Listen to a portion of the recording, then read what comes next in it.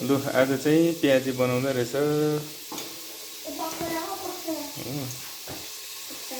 प्याजी पनि देखाइदिन्छु। यहाँ चाहिँ फ्राई हुँदै रहेछ।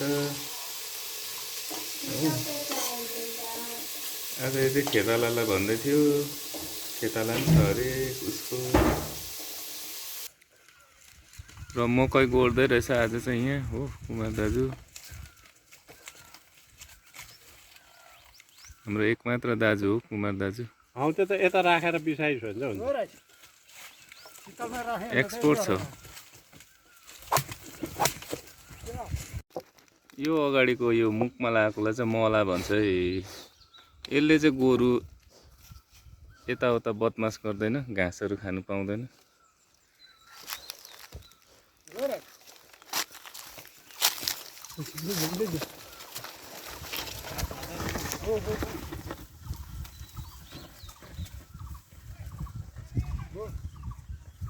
यस्तो छ है हाम्रो गाउँ चाहिँ। अझै देख्नु भएको छैन तपाईँले राम्रो हो। मकै बारीहरू छ अहिले चाहिँ, यताउता डाँडा काँडाहरू। लु खेताला चाहिँ यहाँ छ मेरो। धानको चामल केलाउँदै रहेछ हो। यो चाहिँ सकेको होला। अब यति रहेछ हौ।